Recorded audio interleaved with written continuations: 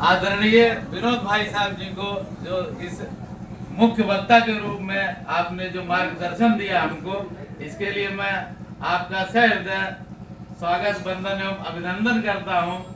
एवं इस परशुराम ग्राम के इस महासभा में जिनके द्वारा एक कार्यशाला का आज आगाज हुआ है, आदरणीय भाई साहब इंद्रपाल जी को भी मैं सहृदय सादर अभिनंदन, वंदन एवं स्वागत करता हूं। साथ में हमारे विवेकानंद जी भाई साहब, जिन्होंने अपने भाषण कला से यहाँ पर सभी माताओं बहनों को सबको ओतप्रोत किया और सभी ने सहयोग किया सुनने में और आप लोगों ने समझने में। तो जो यहाँ से आज संदेश का प्रवाह जारी हुआ है इस परशुराम नगरी से, उसको आप सभी लोग आत्मसात करने का सक्षमता प्रदान करते हैं। और बाकी हमारे अभिनंदन योग साथ में डॉक्टर साहब, जो इस ट्रस्ट के अध्यक्ष और जिन्होंने एक कैंसर इंस्टीट्यूट के लिए स्थापना करने के लिए अपना दिलो दिमाग एकाग्रित किया है, और यहाँ पे उसके योगदान के लिए उन्होंने एक समायोजन रणनीति और एक सपना तैयार किया है कि समाज को कुछ देना है हमको।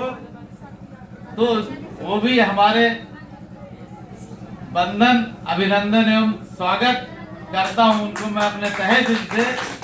और साथ में हमारे सामने जो माताएं बहनें बैठी हुई हैं और आदरणीय हमारे परशुराम जी भाई साहब, और जो भी सुनने वाले पक्ष पे बैठे हुए हैं, उनको भी मैं सहृदय सबका अभिवादन एवं अभिनंदन करता हूं। मित्रों, भाइयों एवं बहनों, माताओं एवं जो भी हमारे अनुसार यथोचित सबको साधारण प्रणाम करता हूं। तो आज मेरा भी सौभाग्य रहा कि मैं इत्तेफाक से मेरे आते समय गाड़ियों में किताबें पढ़ी थी, तो मेरे द्वारा 2 किताबें लिखी गई जो है, जिसका विमोचन करने का सौभाग्य मुझे भी प्राप्त हो गया, क्योंकि मैंने भी सोचा नहीं था कि आदरणीय विनोद जी भाई साहब मुझको वहां पर मिलेंगे और मेरी किताब का विमोचन हो जाएगा। तो किताबों का सारांश ये है कि देश की राजनीति की स्थिति आप लोगों के समय में और आज के समय में क्या हो रहा है। 50-60 सालों से जिस राजनीतिक शटरिंग में हम लोग का संस्कार और संस्कृति का विलुप्त होता हुआ और इतनी तीव्रता से सनातन धर्म का, हिंदी भाषा में बोलते हैं, लोप होता दिखाई दे रहा है, और हम लोग उसको कार्यान्वयन के लिए हमारे पास कोई उपाय और उपचार भी नहीं बच रहा है।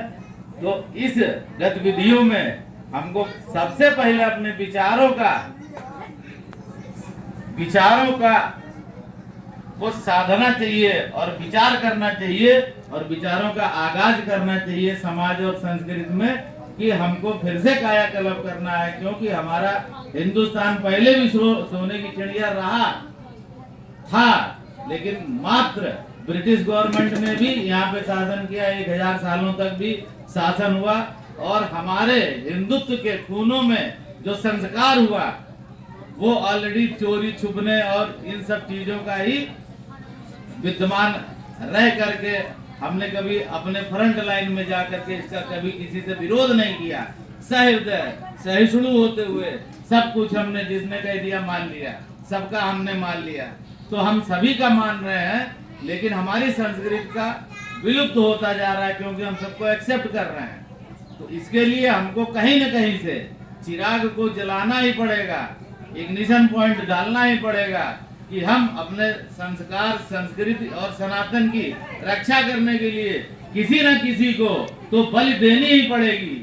तो बलि देने के लिए और इन संस्कारों को पिरोकर फिर से अपने सनातन की रक्षार्थ जो भी आज यहाँ पे कार्यशाला या कार्य योजना चल रही है, उसके लिए मैं सहृदय पूरे मंच को, पूरी कमेटी को एवं आप लोगों को भी सहृदय स्वागत एवं अभिनंदन, वंदन करता हूँ। इसी के साथ मैं अपनी वाणी को विराम देता हूँ।